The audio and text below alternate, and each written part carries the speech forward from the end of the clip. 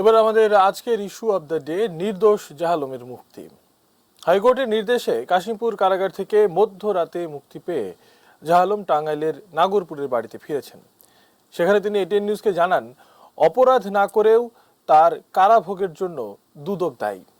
সঠিক তদন্ত না করে মিথ্যা মামলায় তাকে জড়ানো হয়, ক্ষতিপূরণও দাবি করেন নির্দোষ জাহালম। টাঙ্গাইল থেকে বিস্তারিত জানাচ্ছেন সাব্বির আহমেদ। ধন্যবাদ।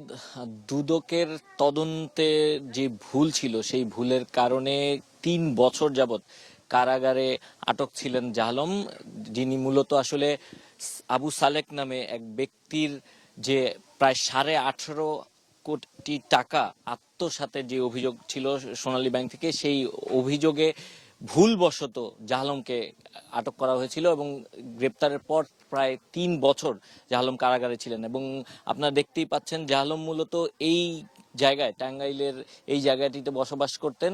আমরা একটু কথা বলতে চাই জাহালমের মায়ের সঙ্গে। আসলে যখন গ্রেপ্তার করে নিয়ে যাওয়া হলো জাহালমকে, তারপরে আপনারা কিভাবে এতদিন ছিলেন? জাহালমরে গ্রেপ্তার করার পরে আমার দিন পাত চলে নাই, আমরা খুব কষ্ট করছি। কষ্ট কইরে আমরা এইভাবে দাদন সুদি কইরা ছেলের পাশে খালি আমার বড় ছেলে যাইয়া কোর্টের বারান্দায় শুয়ে থাকছে, ওই বড় ছেলে খালি মাদার ছেলের পাশে খালি দৌড় পারছে। জাহালম মুক্ত হয়ে এখন তার পরিবারের কাছে। আমরা একটু জাহালমের সঙ্গে কথা বলবো। কেমন লাগছে এতদিন পর কারাগার থেকে মুক্ত হয়েছেন এবং পরিবারের সঙ্গে? এতদিন আমার জেলখানায় আমি বসে বসে মা বাবার জন্য কাঁদতাম।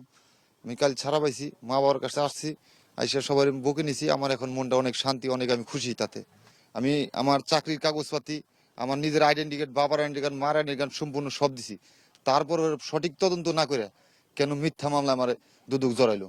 এই জন্য মাননীয় প্রধানমন্ত্রীর কাছে বলছি, আমি অনেক ক্ষতিগ্রস্ত হয়েছি। আমার নাই বলতে এখন কিচ্ছু নাই, আমি এর জন্য ক্ষতিপূরণ দাবি করছি। এমনও সময় গেছে যে যখন আমার স্বামী ধরা পড়ছিল, কয়টা ঈদ গেছে, ঈদের বছর গেছে, আমি বাচ্চাকে একটা কাপড় চোপড় দিতে পারি নাই। ৩ বছর পর আমার কাছে পাইছি, আমার কাছে খুবই আনন্দ লাগতেছে বা খুবই ভালো লাগতেছে। আমার স্বামী সন্তান আমার কাছে।